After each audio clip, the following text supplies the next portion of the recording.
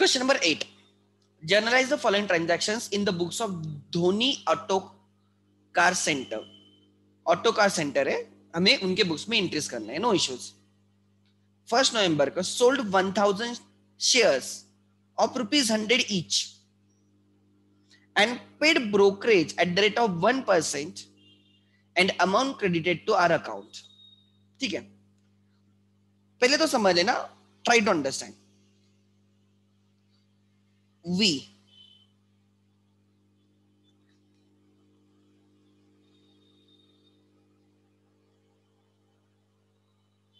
when purchase shares, invested in the shares,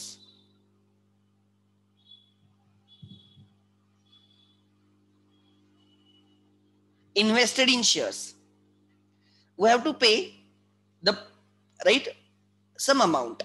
It is an investment. So we have invested in the shares at that point of time, right? We have to pay brokerage.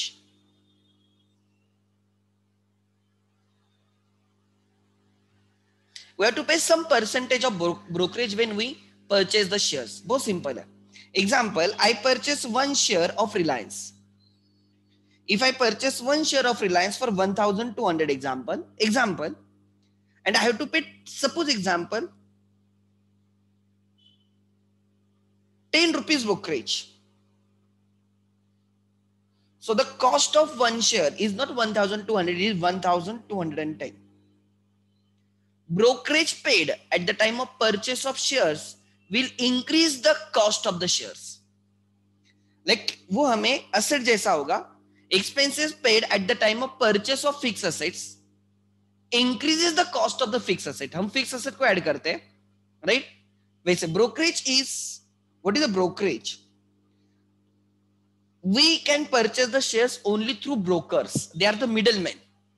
We have to open account with a broker. That account is called a demat account. If we want to trade into shares, हमें shares purchase करने, shares sell करने, for that purpose you should have a demat account. Dematerialized account, उसका shortcut है या short form है demat account. Demat, for your information. So जो भी trading करते हैं उनके पास डीमैट अकाउंट होता है, dematerialised account. So you have to open demat account with a broker. उसके साथ एक और ट्रेडिंग अकाउंट भी होता है. ट्रेडिंग अकाउंट होना चाहिए, डीमैट अकाउंट होना चाहिए.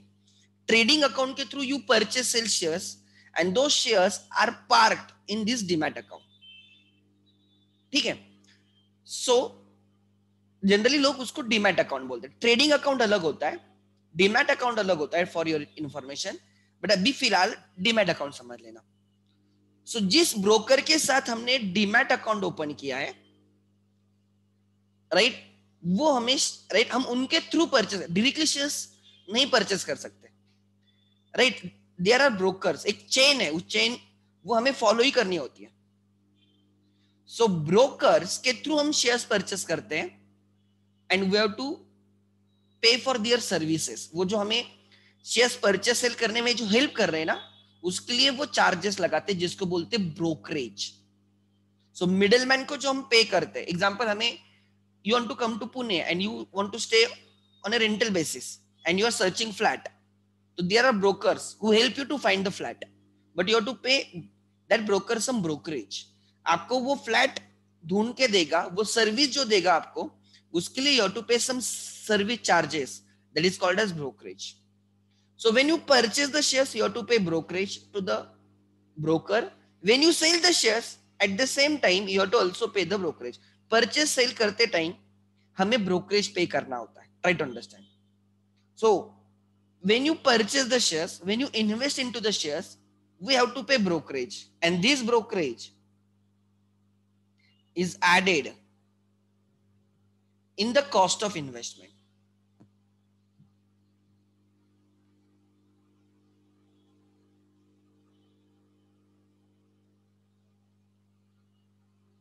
ठीक है. Example, today I purchased one share of Reliance. Suppose on 1st March I purchased one share of Reliance for 1200. I paid brokerage of rupees 10. So the actual cost of my share is 1210, 1210. So henceforth, that 10 rupees brokerage paid is also investment. It's not expense, it is investment.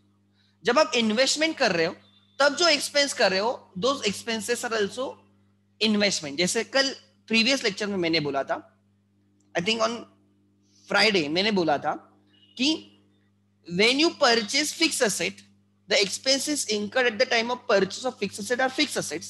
Similarly, when you make some investments, आप land purchase कर रहे हो, आप invest कर रहे हो, stamp duty वगैरह जो परचेस करते हो, that increases your value of the land. Similarly when you invested into shares, when you purchase the shares of a company, you have to pay brokerage to the broker जिसके साथ आपका demat account है.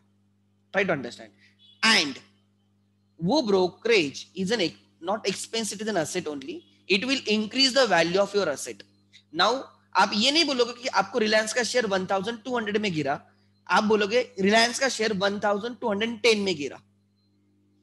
After some days on 20th March, you sell that share for 1520.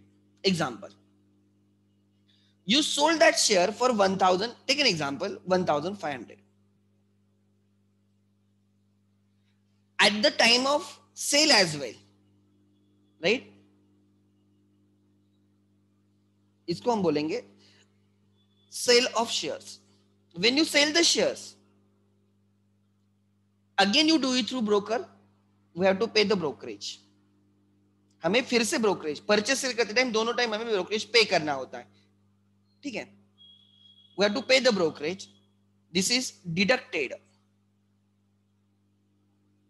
from sales value, sales value of investment.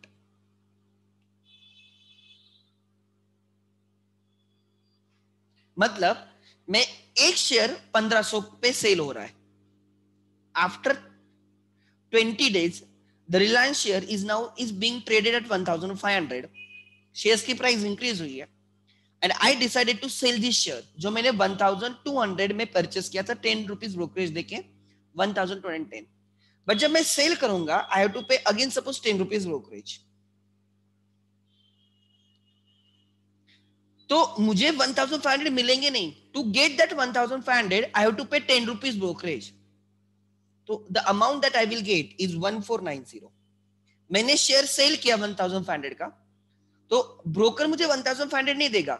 He will deduct brokerage, उसके service के 10 रुपए वो deduct करके मेरे अकाउंट में डालेगा 1490.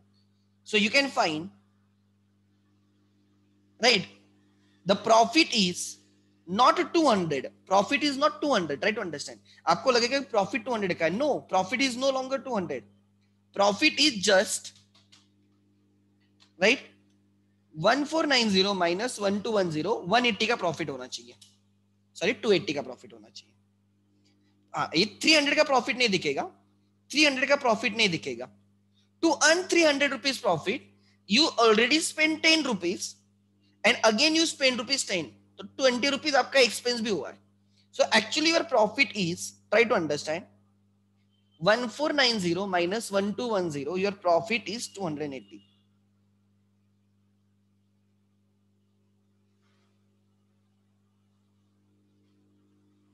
It is, right, change. Delta stands for change. Change in, right, price of the share. 300 rupees, right? 1200 become 1500 on the stock exchange. 300 rupees. Brokerage paid at the time of purchase. ये आपका expense kind of काम कर रहा है. Brokerage paid on purchase 10 rupees. पहले आपको purchase करना होगा एंड ऑन सेल आपको फिर से 10 रुपीज पे करना होगा. टोटल आपका प्रॉफिट 280 है. So always remember, whenever you purchase investments and you have to make some expenses to purchase the investment like brokerage, to that extent आप 1200 भी पे कर रहे हो और 10 रुपए भी पे कर रहे हो, आपका आउटफ्लो 1210 का. आउटफ्लो कितना है? 1210. सो यहाँ पे आउटफ्लो इज 1210. सो आपने शेयर परचेस करने के लिए 1200 रुपए दिए और 10 रुपए दिए, बराबर ब्रोकरेज, तो आपका टोटल आउटफ्लो 1210 है. When you sell the shares आपको 1500 मिलेंगे, बट आपको 10 रुपए सर्विस के लिए देना है, ब्रोकरेज के लिए देना है, तो this is your inflow.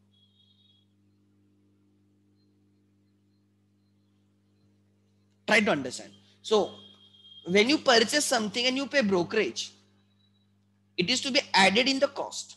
When you sell something and you have to pay brokerage, तो पैसे रिकवर करते टाइम आपको ब्रोकरेज देना है. To that extent your sales value will decrease. इसलिए मैंने यहाँ पे बोला है, right?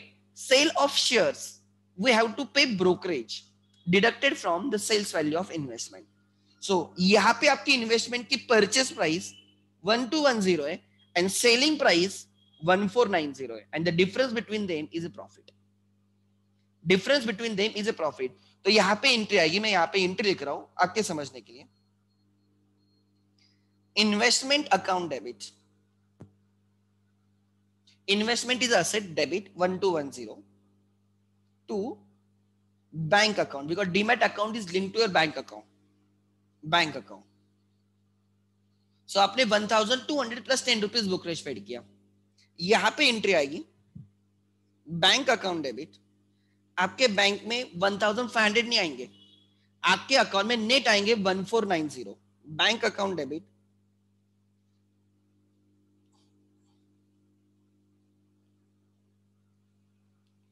Bank account debit 1490 to investment decreases. कितने की इन्वेस्टमेंट थी? 1210 sorry 1210 to profit on sale of investment. Profit on sale of investment 280. लिख लेना ये, everyone has to write this. इसमें इतने सारे क्वेश्चंस नहीं है, but this is very conceptual thing. ये चीज लिख लेना अभी तक जो मैंने लिख के दिया. Make it fast.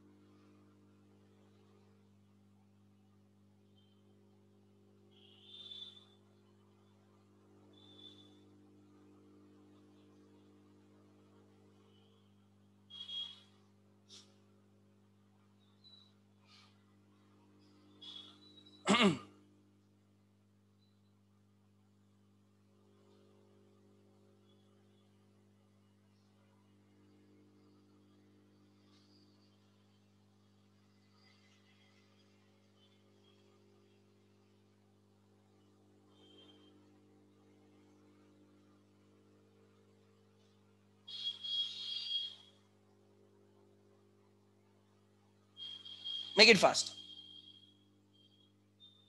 पहले लिख लेना and then ask me doubts if any.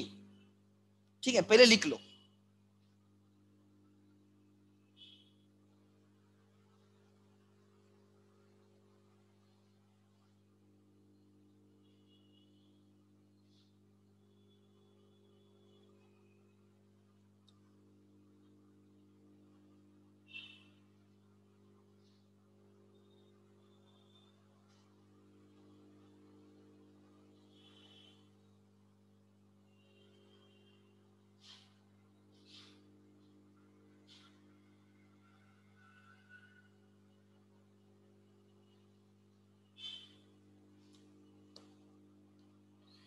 So always remember, जब आप शेयर परचेस करते हो तो आपको जो ब्रोकरेज पे करना है ना, that is the cost of the investment only. And जब सेल करोगे तो आपको 1500 मिलेंगे और आपको 10 रुपए पे करने, तो नेट कितना मिलेगा आपको?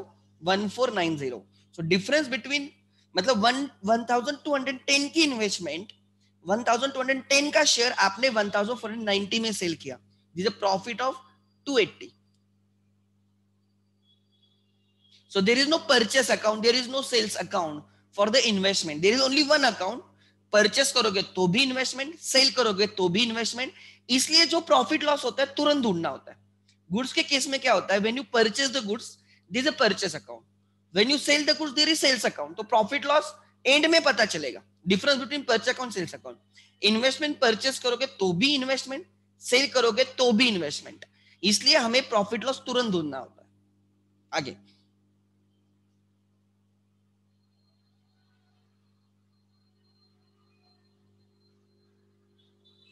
Next.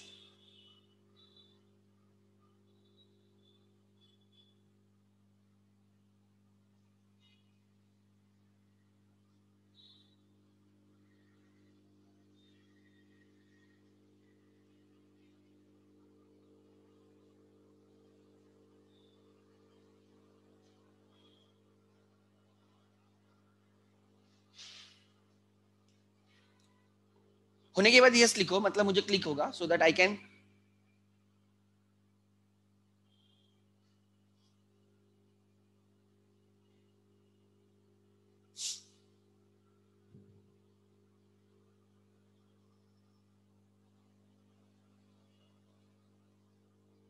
Okay good. So next try to understand.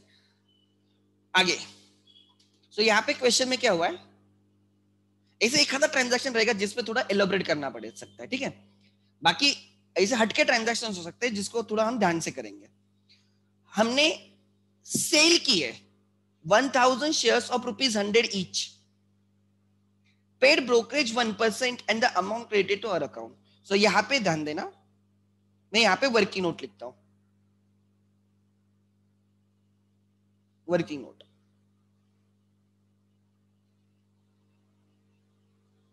Sales value,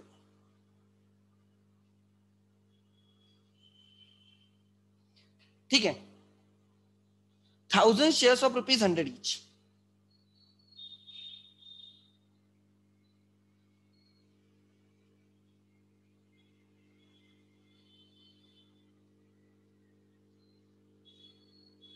less brokerage. Sell करोगे तो you have to pay the brokerage, less brokerage paid.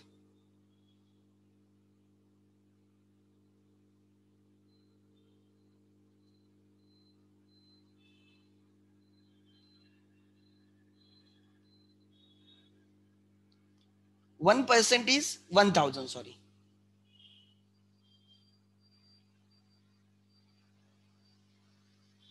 $99,000. Therefore, net proceeds of investment. Net proceeds, proceeds मतलब inflow, proceeds from investment. Net proceeds from investment.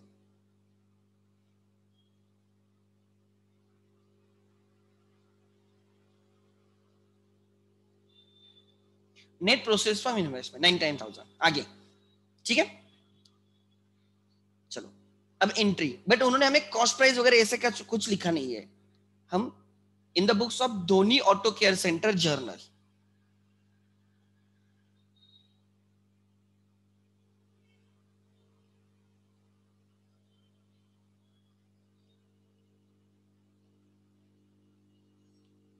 Dhoni auto care centre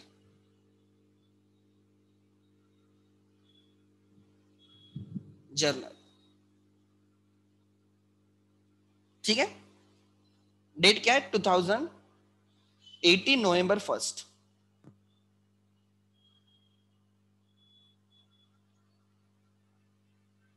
नवंबर 1, ठीक है. Let's start.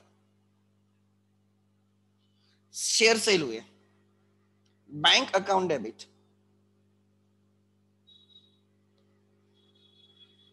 99,000 to investment in shares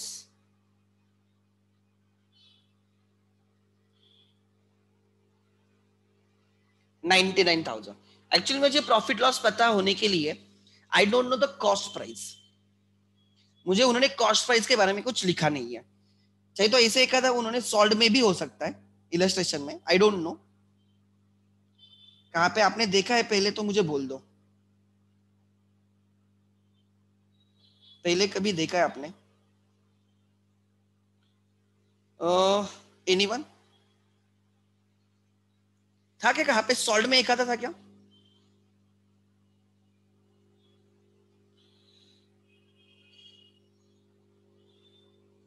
there is okay, no issues, कोई problem नहीं, आगे। Next, this entry is not correct, 100% correct नहीं है। In the absence of information this entry is correct, because actually हम investment को यहाँ पे cost लिखते हैं और फिर प्रॉफिट लॉस ढूंढते हैं, ठीक है। बट अब भी फिलहाल ठीक है, because they have not given us complete information. वो कितने में इन्वेस्टमेंट परचेस की थी इसके बारे में कुछ लिखा नहीं है, आगे। Next, purchase goods from association company ₹2 lakh, बहुत सिंपल है, परचेसेस टू एसोसिएशन कंपनी 4। आप नरेशन लिखते चलो आगे से, I will skip the narration. Fourth को, purchases account debit to association company, 2 lakh के गुड्स हमने परचेस किए, association company become my creditors,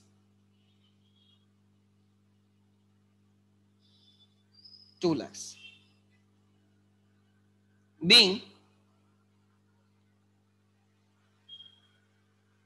goods purchased, ठीक है। नेक्स्ट, आगे, sold goods to Virat and company 1,50,000, Virat को गुड्स सेल किए, Virat and company become debtor, Virat and company become debtor on 6 November.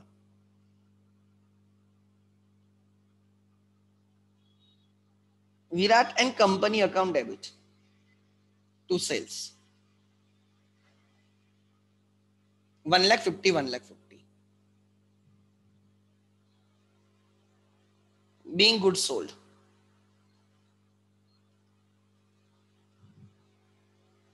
being goods sold। Next, first done, आगे, paid for advertisement ₹30,000 to Times of India, हमें Times of India में advertisement करनी है तो हमने entry pass की है, advertisement account debit to cash 30,000 advertisement expense है।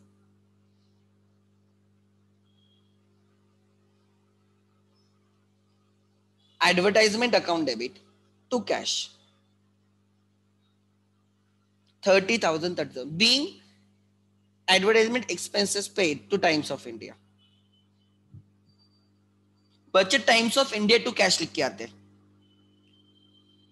अरे हम एक्सपेंस पे करें तो expense account debit to cash आना चाहिए, ठीक है। 8th, उसके बाद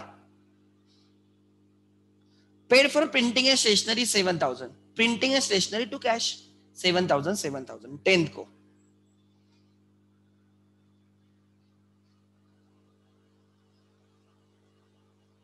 printing and stationery account debit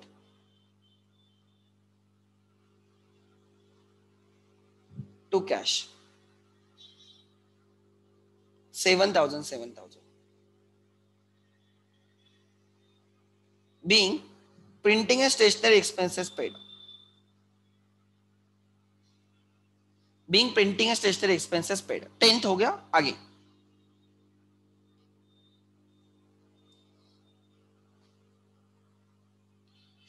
Purchase goods from Prakash and Company 1,50,000 at 18% GST, Prakash and Company become creditor, they become my creditor, तो मुझे उनको क्रेडिट करना होगा और मुझे उनको कितना पे करना है, 1,50,000 प्लस 18% GST। सो परचेस अकाउंट डेबिट 12th को purchase account debit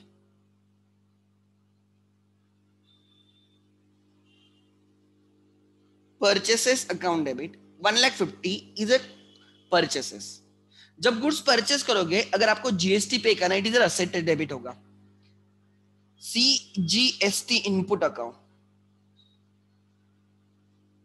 account debit 1,50,000 का 9%, IGST इनपुट अकाउंट डेबिट 1,50,000 का 9%, आई थिंक इट इज 13,500। 13,500। 2, क्या नाम था उसका, पार्टी का नाम क्या था, प्रकाशन कंपनी, टू प्रकाशन कंपनी। So 13,500, 26, 26 plus 27, 27, क्यों IGST, ओ CGST, SGST, हाँ ठीक है। आगे प्रकाशन कंपनी, टोटल 26, 27 ऐड करने के बाद 1,77,000 being goods purchased and GST paid। ठीक है, 12th डन। अगर स्पीड ज्यादा है तो बोल देना, ठीक है।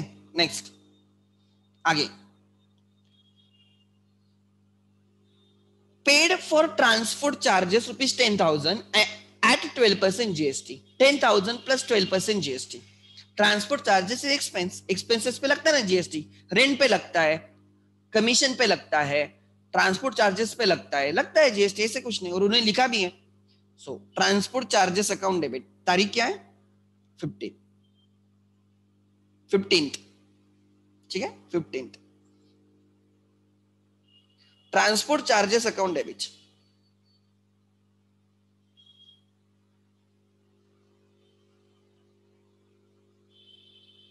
Transport charges account debit 10,000।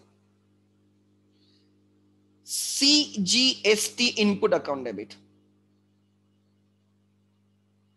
Input account debit 10,000 का 6%, it is 600। SGST input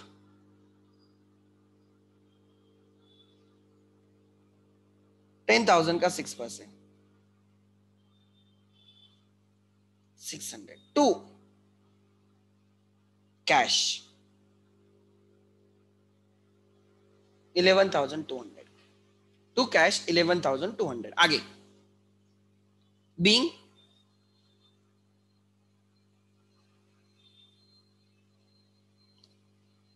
right, transport charges paid including GST.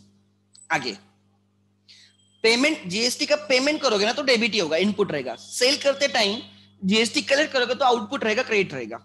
Input always debit, output always credit. Then purchase goods from Vikram and sons 1,20,000 at 18% GST and paid half amount immediately, अच्छी बात है। सो 1,20,000 का purchase किया, 18% GST, उसमें से जो आएगा 50% तुरंत पे करेंगे। सो विक्रम एंड सन्स के towards my liability is only 50%, मैंने तो कैश 50% दे चुका हूं मैं।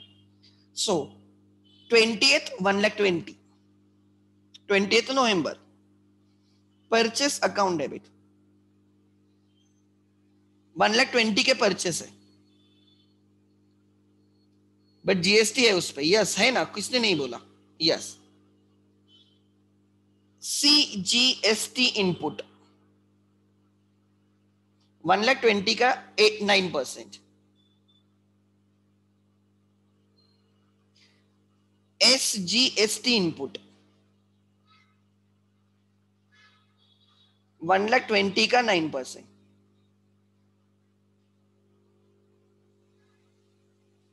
uh, 10,800, 10,800।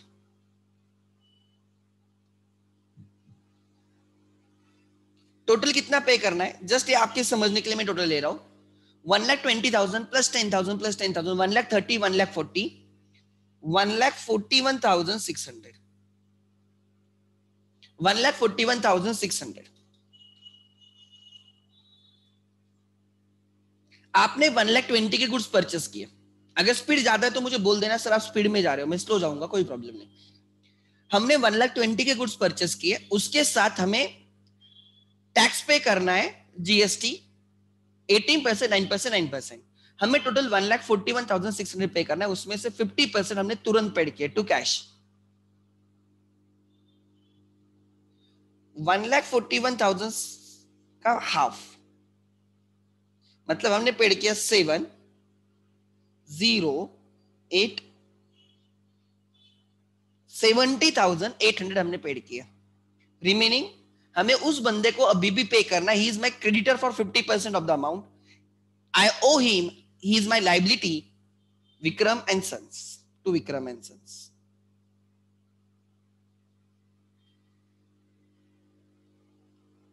$70,800. Being goods purchased, 50% amount paid and 50% amount paid. 50% paid किया मतलब भी 50% बाद में पे करना है. ठीक है, आगे नेक्स्ट. ठीक है, जल्दी करो. 1,20,000 के गुड्स परचेस किए, जीएसटी टोटल मिला के 21,600 आ रहा है. 1,20,000 प्लस 21,600 टोटल हो गए 1,41,600. उसमें से 50% पे किया, cash goes out credit, remaining हमें उसको पे करना है, वो लाइबिलिटी है, लाइबिलिटी इंक्रीजेस क्रेडिट. तो अभी भी हमें विक्रम एंड सन्स को 70,800 पे करना है. कितना पे करना है? 70,800. नेक्स्ट, आगे. अच्छा देखो, यहां पे लिखा है paid to Prakash and company less 10% discount. Prakashan company को 10% डिस्काउंट पे पेड किया. आई थिंक पहले ट्रांजैक्शन हुआ है प्रकाशन कंपनी के साथ. हाँ देखो, प्रकाशन कंपनी को हमें 1,77,000 पे करना है. कितना पे करना है? 1,77,000 पे करना है. वो हमारा क्रेडिटर है. 12 नवंबर को हमने उससे गुड्स परचेस किए थे. अकॉर्डिंग टू दैट ट्रांजैक्शन, प्रकाशन company is my creditor for 1,77,000. आज मैं उसको पे करने जा रहा हूं. किसको? प्रकाशन कंपनी को, 10% डिस्काउंट के साथ. मे बी मैं उसको तुरंत पे कर रहा हूं, प्रॉम्प्ट पेमेंट कर रहा हूं, इसलिए मुझे डिस्काउंट मिलेगा, कैश डिस्काउंट मिलेगा. प्रकाशन कंपनी क्रेडिटर है, उसको पे करेंगे. अब उसको डेबिट करो. Cash goes out credit, discount received is a gain credit. So which is the date? The date is 25th. 25th. Prakash and company account debit.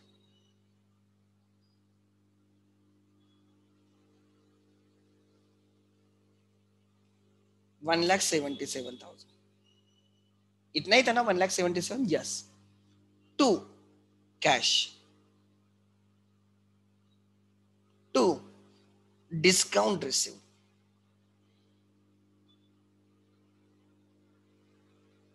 We know 1,77,000 में से 10% डिस्काउंट मिलेगा. गेन है, गेन क्रेडिट. 17,700 का discount मिलेगा. सो 1,77,000 में से 17,700 जाएंगे तो कितना बचेगा? मेरे हिसाब से 1,59,300. 1 कैरिड 60 70. यस, 1,59,300. चाहिए तो चेक करो. मैंने पहले 17,000 माइनस किया. 1,77,000 में 17,000 गया तो 1,60,000 बचेगा. फिर मैंने 700 माइनस किया. सो 1,60,000 में से 700 गया तो 1,59,300 बचेगा. सो एक्चुअली आपने उसको कितना पेड किया? 1,59,300 after 10% discount, being cash paid after 10% discount. ठीक है. अब प्रकाशन कंपनी क्रेडिटर था 1,77,000, डेटर हो गया 1,77,000. सो आप देख सकते हो प्रकाशन कंपनी का क्रेडिट जितना है उतने डेबिट है. Balance is 0. प्रकाशन कंपनी हमारे बुक्स में 0 बैलेंस है. अब उसको कुछ पे नहीं करना, नहीं उससे कुछ लेना है. आगे, invoice goods to Sanjay rupees. Invoice to Sanjay मतलब संजय को सेल किया है. Goods sold to Sanjay 60,000. Sanjay debtor हो गया, उसको डेबिट करो एंड सेल से उसको क्रेडिट करो. 30th नवंबर या 30th अक्टूबर. अगर ये नवंबर है तो ये डेट्स गलत है, बराबर ना? अगर वो नवंबर है तो ये दोनों डेट्स गलत है. 30 रख देना. ठीक है. So invoice goods to Sanjay 60,000. Sanjay को सेल किया, Sanjay to sales 60. Sanjay account debit to sales. $60,000 to sales 60,000. Being goods sold to Sanjay on credit.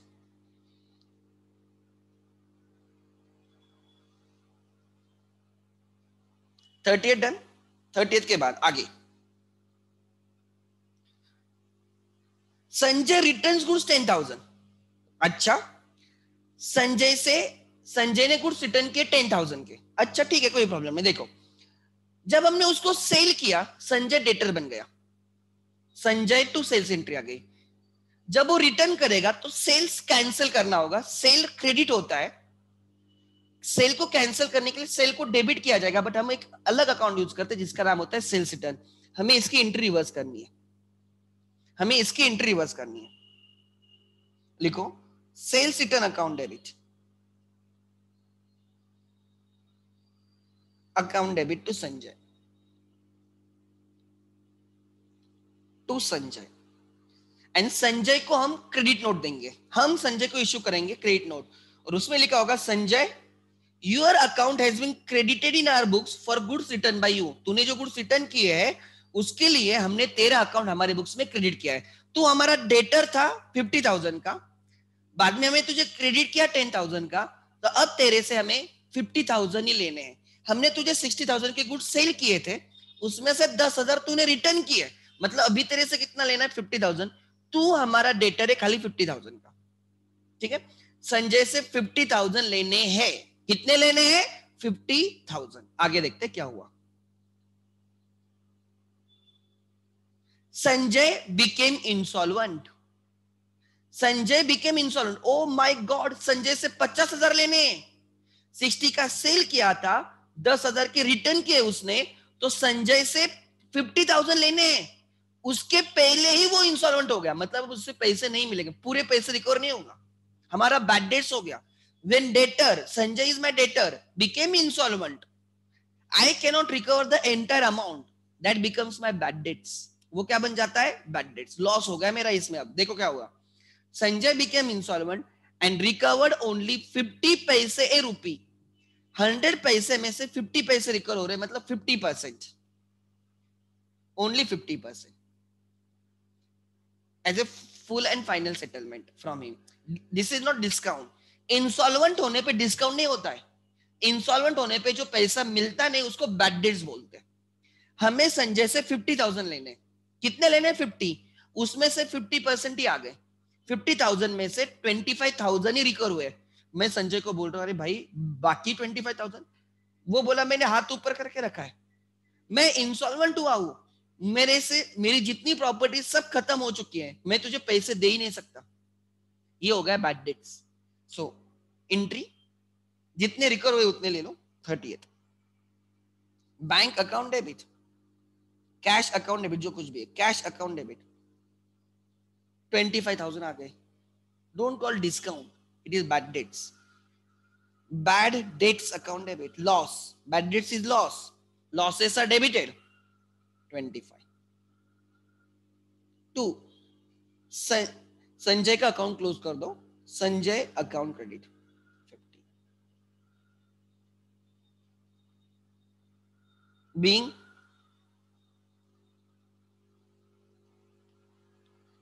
50% amount recovered, balance bad dates.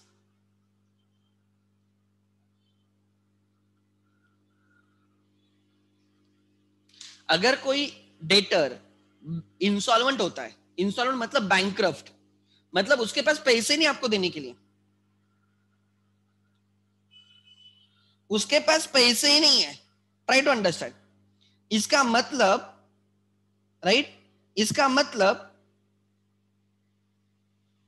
ठीक है, उसके पास पैसे ही नहीं है पे करने के लिए, कुछ नहीं कर सकते, बैड डेट्स हो गया, लॉस हो गया। लाइक एग्जांपल मैं आपको दे सकता हूं, बैंक्स में बहुत लोग लोन लेते हैं, पता है ना आपको, और लोन रिपे नहीं करते, मतलब बैंक ने लोन दिया है लेकिन बैंक को पैसे नहीं मिलते रिटर्न, बैंक उसको बैड डेट्स बोलता है, जिसको टेक्निकली बोलते हैं NPA, non performing assets. Bank उसको बैड डेट्स नहीं बोलता, बैंक उसको एनपीए बोलते, but it is not less than bad debts, same ही। सो आपने सेल किया है संजय को 60,000 का, उसमें से 10,000 के गुड्स उसने रिटर्न किए, मतलब उसे 50,000 लेना है, बट आपको 50,000 मिले ही नहीं, आपको खाली 25,000 मिले, 50% ही मिले, रिमेनिंग 25,000 आपको कभी भी नहीं मिलेगा, कभी भी नहीं मिलेगा।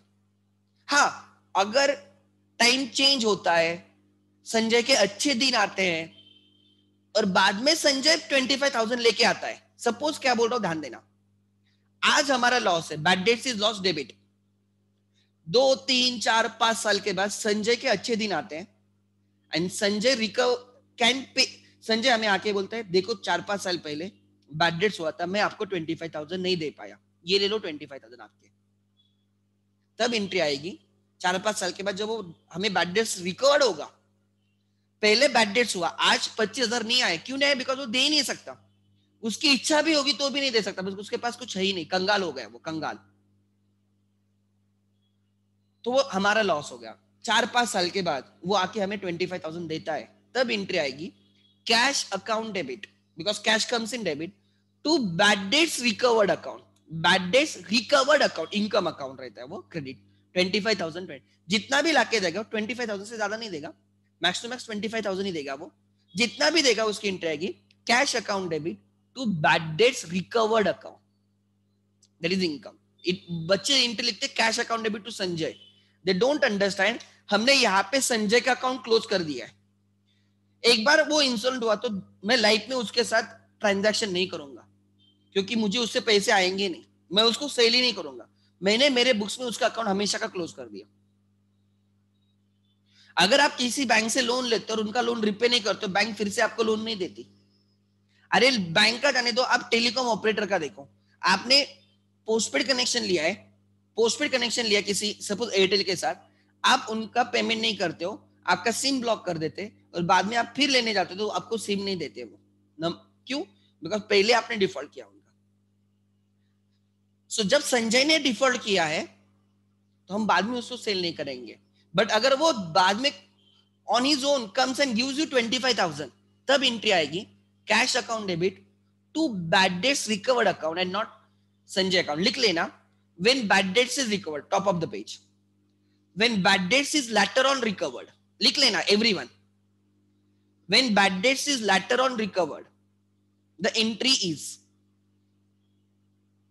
when bad debts is later on recovered, entry is cash account debit, cash account debit to bad debts recovered account, right? Cash debit to bad debts recovered account, credit, ठीक है?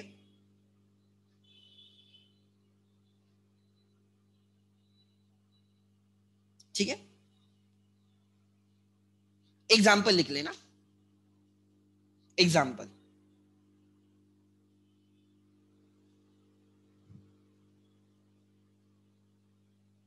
First March 2016, sold goods to Ram, rupees 2 lakhs.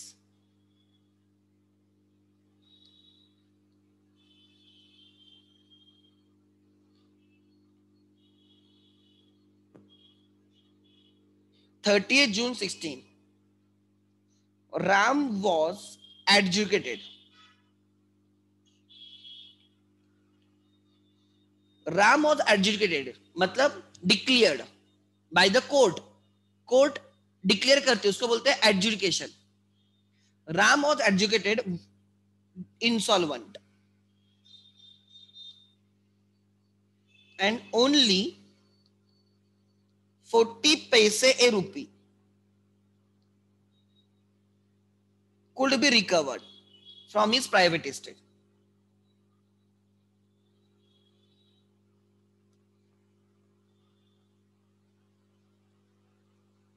From his private estate.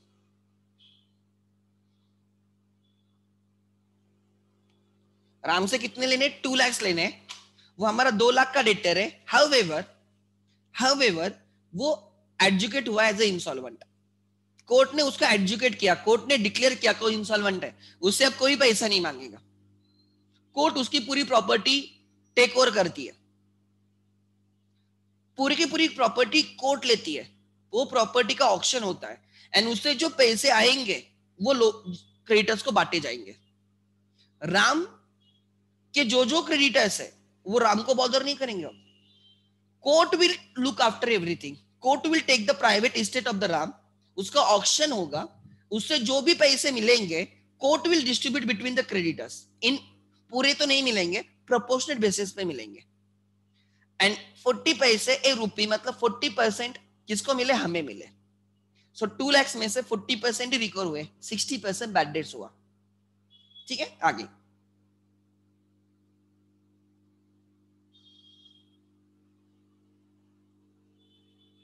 15 में 2018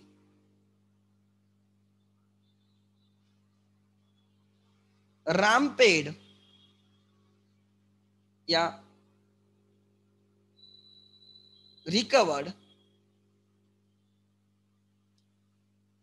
rupees 1 lakh from Ram. 2-3 साल के बाद राम ने हमें आके खुद होके 1 लाख दिए। ठीक है, एंट्री करेंगे सॉल्यूशन। फर्स्ट मार्च 2016 को हमने राम को सेल किया, राम डेटर हो गया, Ram account debit to sale. कितने का सेल हुआ, 2 लाख। राम हमारा डेटर है 2 लाख का, मतलब हमें राम से 2 लाख लेने, हमें राम से 2 लाख लेने हैं। फिर 30 जून को राम इंसॉल्वेंट डिक्लेयर हो गया और हमें 40 पैसे ही मिले, कैश अकाउंट डेबिट।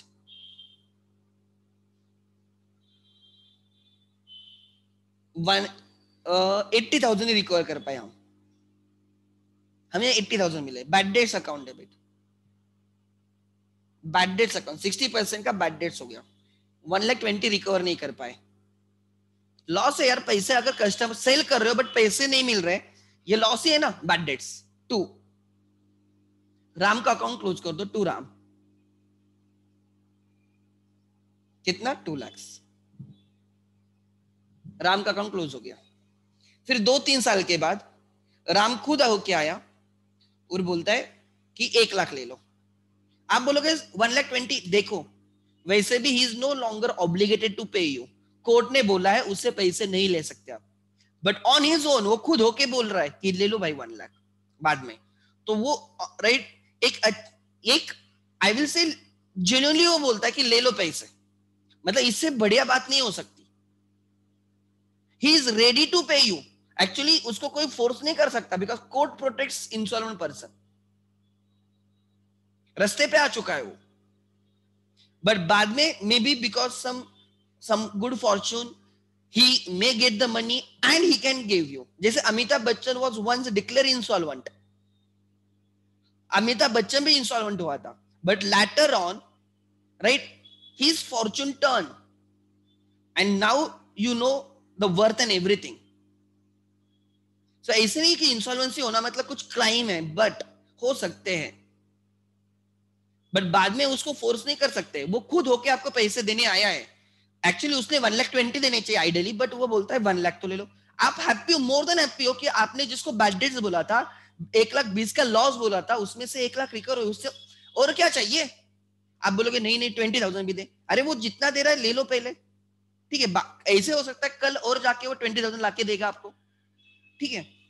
सो एंट्री आएगी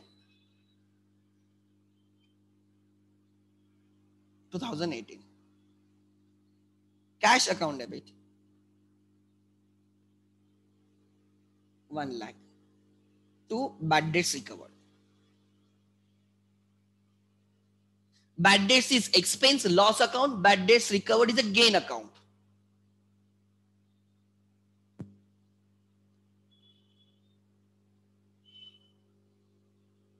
ठीक है, तो ये भी समझना उतना ही इंपॉर्टेंट है। ठीक है, आगे चलो लिखो, जल्दी करो, मेक इट फास्ट। होने के बाद यस लिखो सो that I can proceed ahead.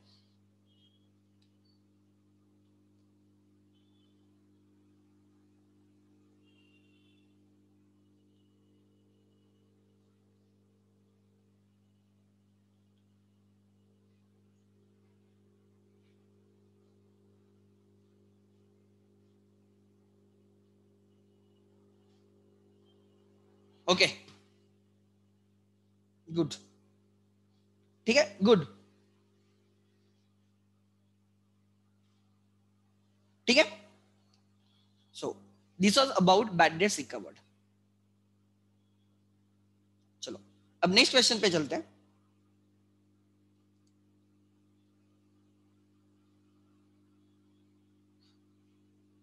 और जो ट्रांजैक्शन नए, गिव टाइम, उसको समझो. ठीक है.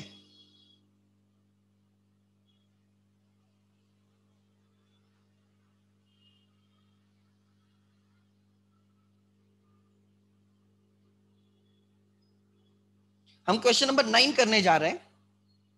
शायद से उसमें ओपनिंग एंट्री है. Question number 9. I don't know. There are many students who are absent today. I don't know why. ठीक है. So, question number 9. They have given you balances. Hero Enterprises. ठीक है. कोई इश्यू नहीं. They have given balances. So, 1st April 19 को हमारे पास there are some debit balances. There are some credit balances. ठीक है. ओपनिंग एंट्री, डेबिट बैलेंस को debit किया जाएगा, क्रेडिट बैलेंस को क्रेडिट किया जाएगा, डिफरेंस कैपिटल रहेगा. ठीक है. सो सबसे पहले हम ओपनिंग एंट्री लिखेंगे. Let's start. In the books of Hero Enterprises. Let's start.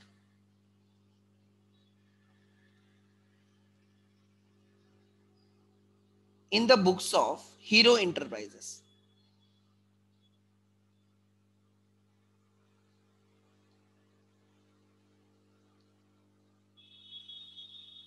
In the books of Hero Enterprises. Date particulars वो आप लिख लेना. ठीक है. मैं डायरेक्टली एंट्री लिख रहा हूं. हाँ. Date particulars LF, debit rupees, credit rupees. 2019 April 1st.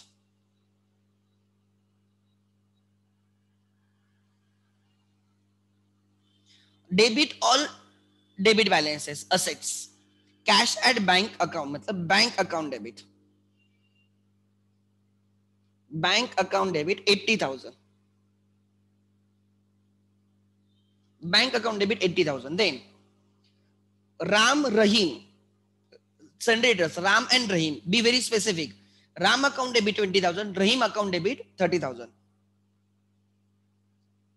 Ram account debit 20. Rahim account debit 30.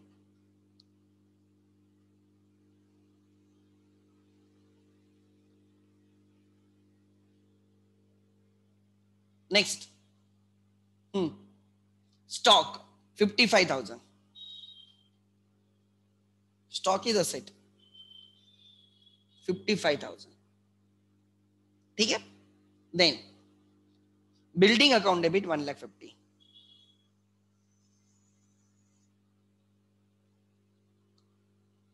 इसका मतलब क्या है? Try to understand. मैं आपको पहले मीनिंग समझाऊंगा, ध्यान देना. 1st April 2019 के बिगिनिंग में, morning, early morning, 1st April 19 हमारे बैंक अकाउंट में 80,000 थे. हमारे बैंक में कितने थे? 80. राम से हमें 20,000 लेने थे. मतलब एक्चुअली लास्ट ईयर में हमने राम को सेल किया था, उसमें से 20,000 अभी भी बाकी है. होपफुली इस साल में वो 20,000 रिकवर हो. रहीम से 30,000 लेने बाकी है. वो हमारे मतलब उतने पैसे लेने हैं उनसे. स्टॉक हमारे पास 1st April को हमारे पास मॉर्निंग में 55,000 का स्टॉक है. वो लास्ट ईयर का स्टॉक इस ईयर में आया है. एंड हमारे पास जो बिल्डिंग है वो 1,55,000 की बिल्डिंग है. 1st April 19 की सुबह सुबह हमारे पास ये सब चीजें हैं. आगे नेक्स्ट. अब क्रेडिट करना है. Swapna is my creditor 20,000. Rohit is my creditor 30,000. Swapna and Rohit 20-30. To Swapna.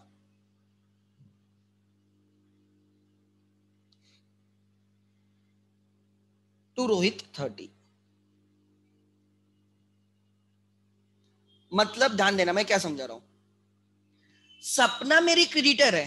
Last year में मैंने सपना से गुड्स परचेस किए होंगे, बट उसमें से 30,000 मैंने उसको दिए नहीं.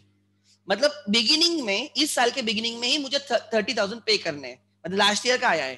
तो होपफुली मैं सपना को इस साल में 20 दे दूंगा एंड रोहित को 30,000 दे दूंगा. These are my liabilities at the beginning. These are my assets at the beginning. These are my liabilities at the beginning. ठीक है. आगे 2 बैंक लोन. लोन भी है. To bank loan. कितने का लोन है? 50,000 का बैंक लोन है। सो ये सब चीजें 31 मार्च की 1 अप्रैल को आए and there is a capital. और आप देखोगे there is no income no expense account, because income and expense account at the end of each year क्या होते हैं, क्लोज हो जाते हैं। Income and expense account, right, ठीक है। So income and expense account close करते हैं और बचते खाली assets and liabilities account to capital account. अच्छा बोलो कितना कैपिटल आएगा, you have to find it out. So asset की टोटल कितनी है, asset 80 plus 20 1 lakh, 1 lakh 30, 1 lakh 30 plus 50 1 lakh 80, 1 lakh 80, 1 lakh 80 plus 5 1 lakh 85, नीचे का 5 1 लाख 90। सो 1 लाख 50 ऐड करना है, 1 लाख 90 में 1 लाख 50 ऐड करना है, 10 ऐड करता हूं 2 lakhs, 2 lakhs plus 1 lakh 40 3 lakh 40, total assets are 3 lakh 40। Total liabilities अभी तक है 20 plus 30 plus 50 80 1 lakh, liabilities are 1 lakh, and you know the equation, assets are equal to capital plus liability, assets are 3 lakh 40, assets are 3 lakh 40, अच्छा building is 1 lakh 50, oh sorry, so ये आ जाएगा 35,000। Total assets की total आएगी 1 लाख कितना आएगा 3,55,000 and liabilities are 1 lakh, you know assets equal to capital plus liability, so 3,35,000 minus 1 lakh is a capital 2,55,000, 2,35,000। Check करो बराबर है क्या मेरा, रॉन्ग है तो मुझे बोलो, कोई प्रॉब्लम नहीं, अगर रॉन्ग है तो आप मुझे बोल सकते हो, प्लीज कंफर्म। हाँ ठीक है, नहीं आगे यहां तक क्लियर है, नेक्स्ट क्लियर है यहां तक, आगे being opening balances brought in, being opening balances brought in,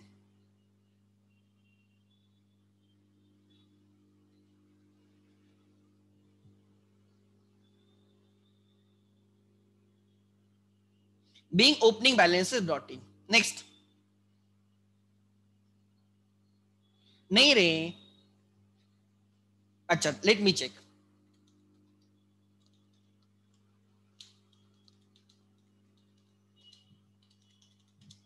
three lakh 35 ये वो 3,35,000 माइनस 1 लाख इज 2,25,000, ठीक है, ये एंट्री आनी चाहिए, this is called as the first entry of the year, opening entry, उसको क्या बोलते हैं हम, ओपनिंग एंट्री बोलते हैं, ठीक है। Next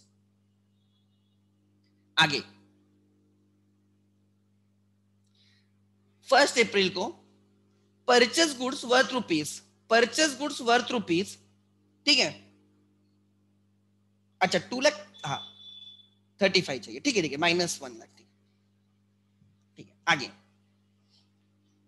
purchase goods worth rupees 1,50,000 from Prashant and company, less 10% TD, TD कभी भी लेते नहीं, 10% माइनस करके रिकॉर्ड होगा, 1,50,000 का 10%, लास्ट डेट ऐड करो 15,000, 1,50,000 माइनस 15,000 1,35,000 पे ट्रांजैक्शन होगा।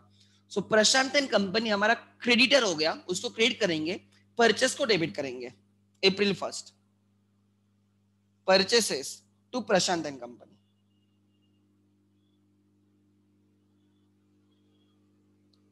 1,50,000 माइनस 15,000, समझने के लिए आपको, सो आपके परचेस है 1,35,000 के टू प्रशांत एंड कंपनी,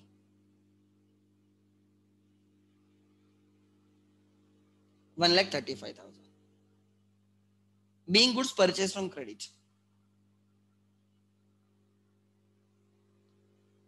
ठीक है। Next sold goods to Mr. Amit Sharma 70,000 at 10% TD on credit, 70 का 10%, 10% मतलब लास्ट डेट हाइड करने का, हमेशा 70,000 का लास्ट डेट हाइड करो 7,000, सो 63,000 पे अमित शर्मा को हमने गुड सेल किए, अमित शर्मा हमारा डेटर हो गया, डेबिट करेंगे अमित शर्मा को 4 अप्रैल,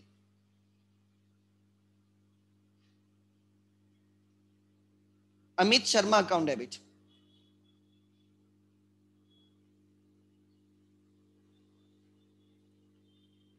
70,000 माइनस 10,000, ये आपके समझने के लिए मैं यहाँ पे वैल्यूज लिखता हूँ, आपने नहीं लिखा तो भी चलेगा। 63,000 का सेल है, टू सेल्स।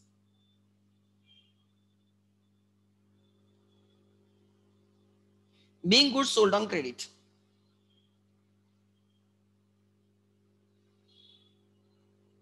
Fourth done. आगे purchase goods for cash rupees 2 lakhs at 28% GST amount paid by NEFT. NEFT bank से पे किया, वो भी कैश ट्रांजैक्शन होता है बराबर ना। एनईएफटी बैंक से के थ्रू पेड हुआ है। 2 लाख के गुड्स 28% जीएसटी, 14% 14% ऐसे बाइफर्केशन रहेगा, ठीक है। 14% 14% बाइफर्केशन रहेगा। सो नाइन्थ को हम एंट्री डालेंगे 2 lakhs की। चलो 9 April purchases account debit,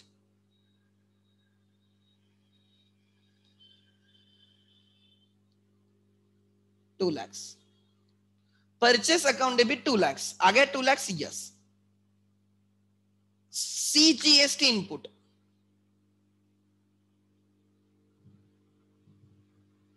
2 lakhs का 14%,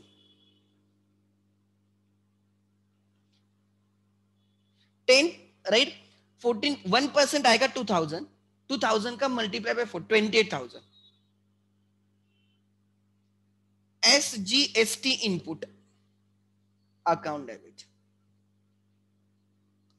28। देखो टैक्स ऑलमोस्ट 56,000 टैक्स पे कर रहे हो, बट डरना मत। क्यों?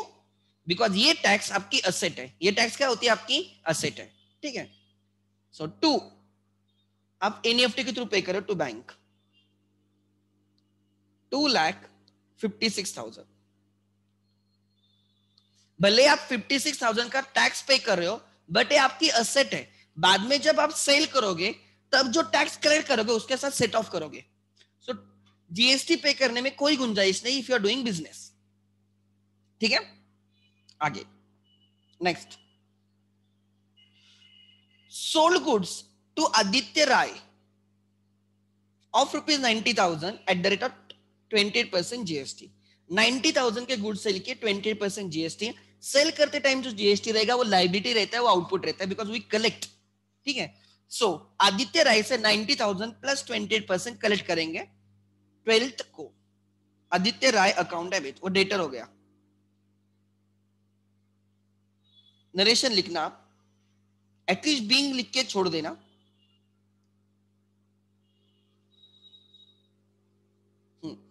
आदित्य राय अकाउंट डेबिट, लास्ट 5 मिनट्स, ज्यादा मैं लूंगा भी नहीं। सो कितना देखेंगे, डोंट वरी। टू सेल, इतना तो फिक्स है, 90,000 का सेल है। जो आता है पहले वो लिखते जाओ, हमेशा याद रखना। कभी भी एंट्री करते टाइम जो आपको पता है ना वो पहले लिखो। To to output, CGST output, output हमेशा क्रेडिट होगा, लाइबिलिटी। 90,000 का 14%। To SGST output,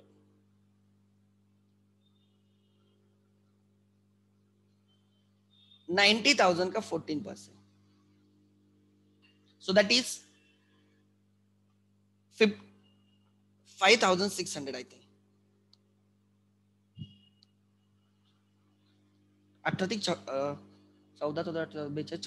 5,600 perfect. So 10,000 plus 1,200 होगा 1,02,000।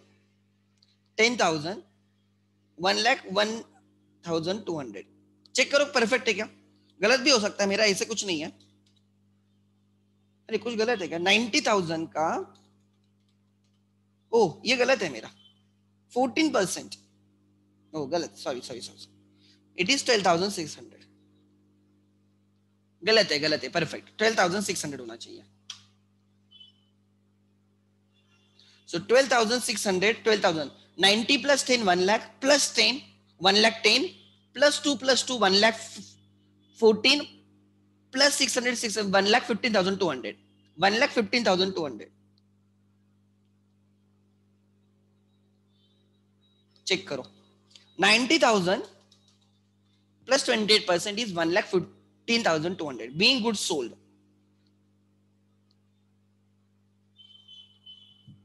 ठीक है, आगे. हाँ, इनपुट आउटपुट सेट ऑफ करने की एंट्री हमारे सिलेबस में नहीं है, बट इनपुट आउटपुट भी सेट ऑफ किया जाता है, बट हमारे सिलेबस में नहीं है. आगे, you will learn in indirect taxes in C inter. आगे, फर्स्ट 4 9th 12th की एंट्री होगी. Rent paid 5,000, salary paid 18,000. Rent paid 5,000, salary paid 18. एक ही एंट्री डालेंगे 15 को, 5 plus 20,000. Rent expense account debit, rent account debit 5,000. Salary expense account debit 18,000.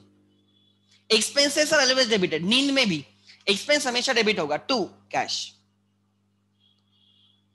23,000. ठीक है, being rent and cash paid, rent and salary paid. ठीक है, आगे 5 प्लस 18 23 ना. या next, paid for proprietor's house rent ₹12,000. Proprietor's house rent 12,000 paid किया. Proprietor's house rent, मैंने बोला हाउस रेंट पर्सनल हो गया. Drawings, drawings account debit to cash 12,000 17. This is drawings. उसका घर का पेमेंट किया, ऑफिस का नहीं. So it is personal. 17 को drawings account debit to cash. आज हम यहां पे रुकते हैं. रिमेनिंग ट्रांजैक्शन हम नेक्स्ट लेक्चर में, और एक और क्वेश्चन बाकी है, वो नेक्स्ट लेक्चर में खत्म होगा. ठीक है, drawings account debit to cash. I will be taking lecture tomorrow as well. I will announce the time. 12,000. ठीक है, कल मेरा लेक्चर नहीं है, but still I will take the lecture. ठीक है, तो कल हमारा ये बाकी भी जो एक क्वेश्चन बाकी वो हो जाएगा. सो हम 17 पे आके रुके. If you can complete the remaining transactions, कोई प्रॉब्लम नहीं. ठीक है, सिंपल सिंपल कर सकते हो आप, कोई प्रॉब्लम नहीं.